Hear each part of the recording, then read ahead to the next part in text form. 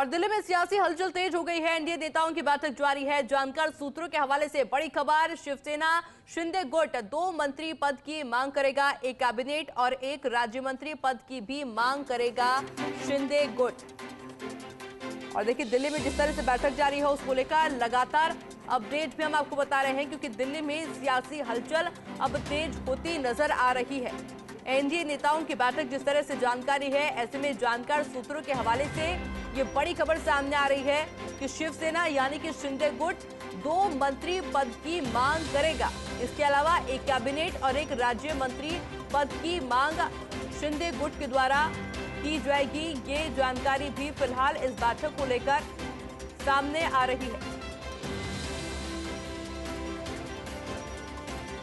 और देखिए, जिस तरह से कल रिजल्ट सामने आ चुका है और उसके बाद में एनडीए की ये काफी महत्वपूर्ण बैठक जिसमें तमाम दिग्गजों की मौजूदगी है, उसको लेकर हम तस्वीरें आपको लगातार दिखा रहे हैं और अपडेट भी आपको लगातार दे रहे हैं बैठक को लेकर, क्योंकि दिल्ली में अब सियासी हलचल और भी ज्यादा तेज होती नजर आ रही है।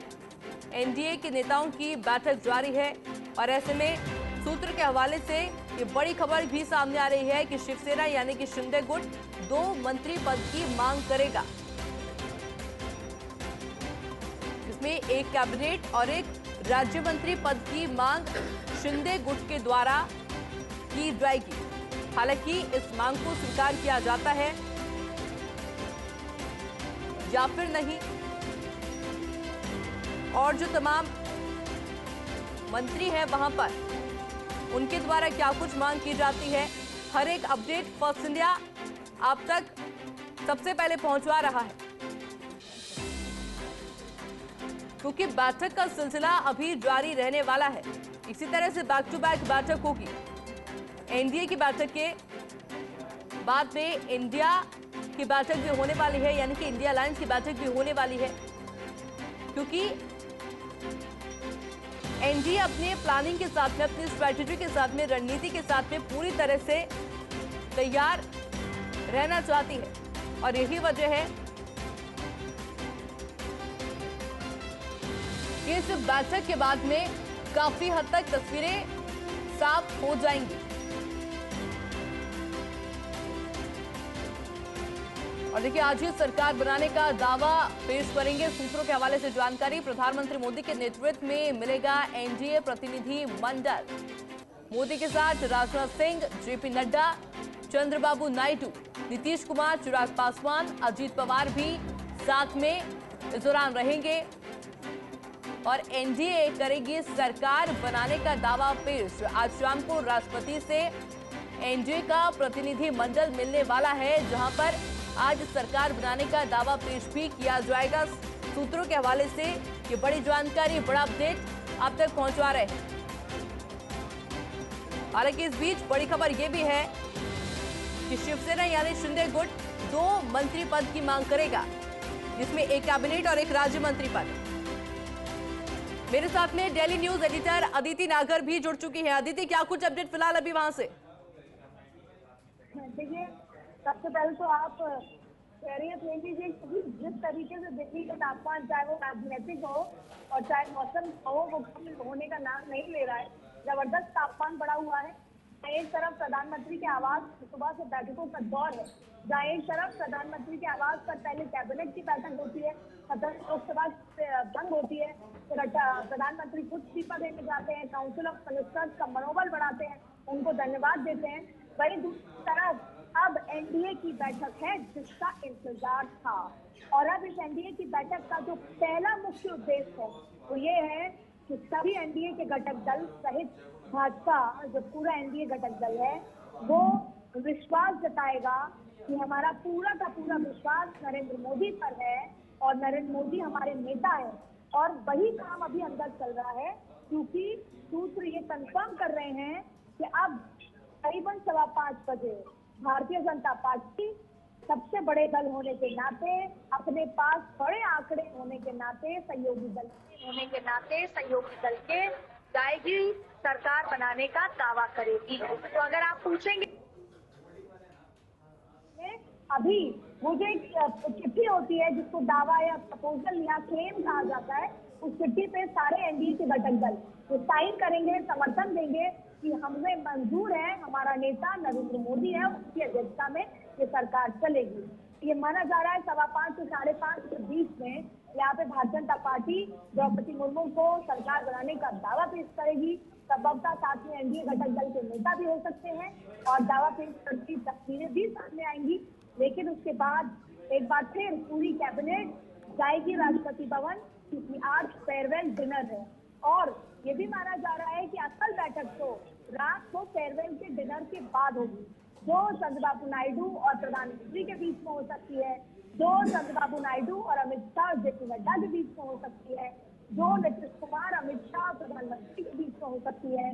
क्योंकि जिस तरीके से सरकार बनाने का प्रारूप आज तय होगा, सबसे पहले दावा और दावे के साथ साथ ये जो आप बात कर रही है कि शिवसेना एक कैबिनेट और एक आता है, जब आप बात कर रही है कि कोई स्पीकर का पद चाहता है तो कोई बड़े जो पोर्टफोलियो है जिसमें अर्बन डेवलपमेंट हुआ, ग्रामीण विकास हुआ, बड़े जो पोर्टफोलियो है जिसमें अर्बन डेवलपमेंट हुआ, ग्रामीण विकास हुआ, अलग अलग। इसके साथ साथ जैसे कि टीडीपी के प्रदेश अध्यक्ष तो पहले ही कह चुके हैं कि बिहार को स्पेशल राज्य का दर्जा देने की मांग को हम करते ही करते हैं। यानी कि अब जैसे बोलते हैं कि बार्गेन करने का प्रेशर टेक्निक का समय और मौसम आ चुका है और ऐसी स्थिति में आज का पूरा दिन बेहद महत्वपूर्ण है, जहाँ एक तरफ 8 तारीख को प्रधानमंत्री नरेंद्र मोदी रात 8 बजे शपथ लेने की बात सामने आ रही है। साथ में देखिए ऐसा होगा कि कैबिनेट में कई चेहरे होंगे, तो केवल भाजपा के चेहरे संभव नहीं है। ऐसे में जेडीयू, एलजेपी, चिराग पासवान के साथ साथ टीडीपी के साथ साथ शिवसेना बड़े नंबर रखते हैं, जिसमें जेडीयू 12 है, टीडीपी के पास नंबर है, एलजेपी के पास 5 नंबर है, शिवसेना के पास 4 नंबर है। ऐसी स्थिति में ये सभी अपना अपना पोजिशनिंग को देखेंगे और ये वो समय है जब रीजनल पार्टी सरकार जिसको बोलते हैं किंग मेकर की सत्ता में है, तो ये वो मौका नहीं छोड़ेंगे जब वो पूरी बार्गेन करें, 5 साल में सत्ता का लुत्फ उठाएं, अपने अपने प्रदेशों में काम करें, केंद्र की राजनीति से बड़े फैसले लें, जाहिर तौर पे। लेकिन इस बार प्रधानमंत्री नरेंद्र मोदी, अमित शाह अलग तरीके की स्ट्रैटेजी के साथ हैं। ये देखना होगा कि कौन कौन से पोर्टफोलियो ये देने को राजी होते हैं, क्योंकि जब बात होती है कि नरेंद्र मोदी की सरकार विकास का काम करती है, जब ये बात होती है कि विकास राज्य से होती है, सड़क के माध्यम से होती है, अर्बन डेवलपमेंट, रूरल डेवलपमेंट से होती है, तो ये इतने खास पोर्टफोलियो है। ऐसे में क्या ये पोर्टफोलियो घटक दलों को दिए जाएंगे, क्योंकि सरकार को सुचारू रूप से चलाने के लिए घटक दल भी जरूरी है और देश में विकास की लहर लाने के लिए जो अच्छे पोर्टफोलियोज हैं जिनका मैं जिक्र कर रही हूँ, उनमें काम होना भी जरूरी है।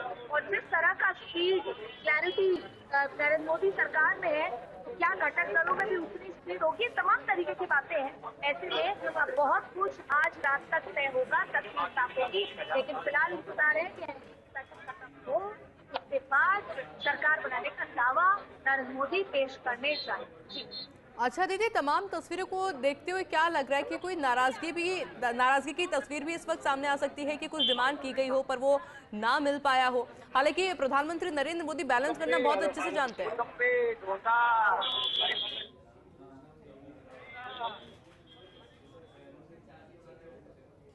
चंद्रबाबू नायडू कितने जरूरी है बीजेपी के लिए सरकार बनाने के लिए। चंद्रबाबू नायडू के लिए भी केंद्र सरकार में रहना, नरेंद्र मोदी के साथ रहना उतना ही जरूरी है।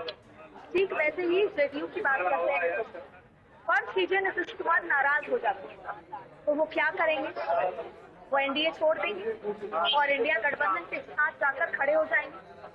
वो इंडिया गठबंधन जो अभी सरकार बनाने के बहुत दूर है और जेडीयू की 12 सीटों के बाद भी वो सरकार बनाने की पोजीशन में नहीं होगा, आसपास भी नहीं होगा। और ऐसी स्थिति में क्या नीतीश कुमार संयोजक बनना चाहेंगे इंडिया गठबंधन और अगले 5 साल वो वही स्ट्रगल करेंगे? ऐसा संभव नहीं है। नीतीश कुमार सत्ता के करीब रहना चाहते हैं, चाहे फिर वो बिहार के मुखिया के तौर पर हो, चाहे केंद्र की राजनीति में बड़े स्तर पर हो। इसलिए जितनी जरूरत बीजेपी को है उतनी ही जरूरत घटक दलों को भी है सत्ता में रहने की। क्योंकि 5 साल सत्ता में रहने के लिए उनको बीजेपी की भी जरूरत है। फर्ज कीजिए अगर चंद्रबाबू नायडू भी पहले की तरह नाराज होकर चले जाते हैं, तो पिछली बार का इशू था उसको मुखर बनाते, तो क्या करेंगे चंद्रबाबू नायडू? उनको एनडीए की उतनी ही जरूरत है जितनी एनडीए को चंद्रबाबू नायडू की।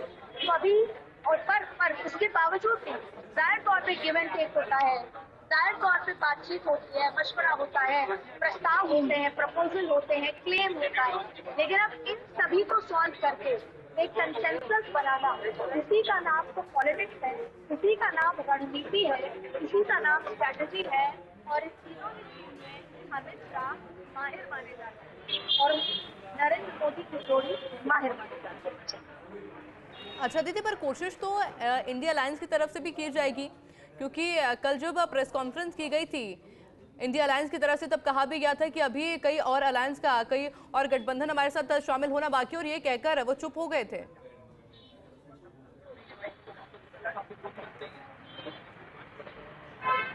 ये एक पॉलिटिक्स का पार्ट है।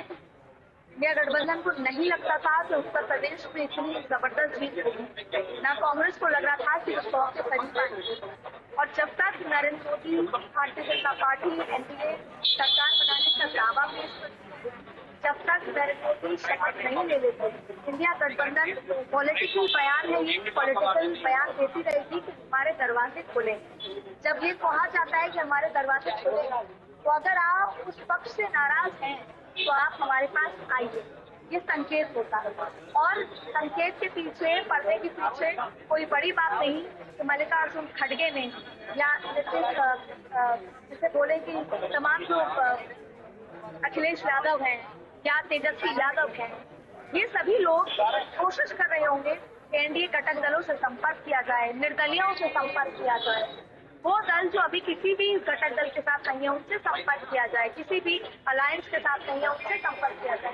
तो ये पार्ट ऑफ राजनीति है, रणनीति है, लेकिन भारतीय जनता पार्टी एनडीए बहुमत पर है, Bharatiya Janata party second largest party है, तो इंडिया गठबंधन को अभी उन आंकड़ों तक पहुंचने में समय लगेगा जब तक कि कोई एनडीए घटक दल बीजेपी को नहीं छोड़ता, और एक नहीं कम से कम 2।